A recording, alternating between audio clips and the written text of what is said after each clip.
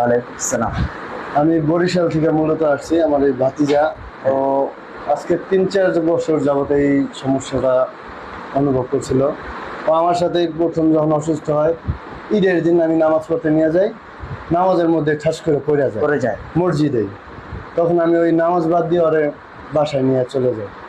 ঠিক আছে, পরে ওখানে অনেক চিকিৎসা করাইলাম, হুজুর দেখাইলাম, কবিরাজ দেখাইলাম। আনুমানিক কতজনের কাছে গিয়েছিলেন আমাদের কাছে আনার আগে? 3-4 জনের কাছে তিন গেছি। চার জনের কোনো ফলাফল তো সেরকম পান নাই। ওইরকম কোনো ফলাফল পাই নাই। তো আমাদের রুকাইয়া কোরআনের চিকিৎসা নিয়ে আপনার অনুভূতিটা কি?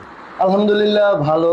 এখন ওর যে সমস্যা, এটা মাসের মধ্যে একবার হয়, আবার কোনো মাসে একবার দুইবার হয়। এখন তো চিকিৎসার বয়স তো আপনার 3 দিন না 4 দিন, আজকে এর 4 দিন। ভিতরে মানে কতটা সুস্থ অনুভব এখন তো করতেছেন? আলহামদুলিল্লাহ যেটা দেখলাম, মোটামুটি মনে হয় 90% ভালোর দিকে।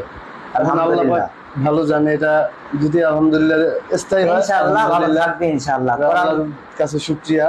আল্লাহ যেন এটা স্থায়ী করে, এবং আপনাদের যে সিস্টেম, এগুলি সব চোখের সামনে লাইভ, কোনো কিছু তার গোপন না। লোক চুরির কিছু নাই। তো আলহামদুলিল্লাহ ভালো। দর্শকদের উদ্দেশ্যে কোনো কিছু বলবেন কিনা? দর্শকদের বলবো, আপনারা যদি এরকম কেউ কোনো সমস্যা, জিন জাদু বদনজর থাকে, আপনাদের সাথে যোগাযোগ করতে পারবে। সরাসরি রুকায়া সেন্টারে যাবে নাকি কবিরাজদের কাছে যাবে? আমি বলবো কবিরাজ, আমি কবিরাজ এরকম দেখাইনি, গেছিলাম যতজনই প্রায় হুজুরের কাছে। একজন আপনারা বলছে, কি মনে করেন কবিরাজদের কাছে গেলে রোগীর কি সুস্থ হয় নাকি অসুস্থ হয়? কারণ হবে আমরা দর্শকদের উদ্দেশ্যে একটাই কথা বলবো, আপনারা কোনো কবিরাজের ফান্দে পড়েন না। হ্যাঁ, কবিরাজ বলতে বলবো 99% ভুয়া, ভুয়া। 99% ভুয়া। এটা ওনাদের কোনো কারসাজি নেই। ওনারা ওই যে বাংলা একটা প্রবাদ আছে যে ঝড়ে কাক মারে হৈরের কেরামতি বাড়ে। এইটাই, এছাড়া আর কিছুই না। মাশাআল্লাহ, ভাইয়ের কাছে একটু দেন।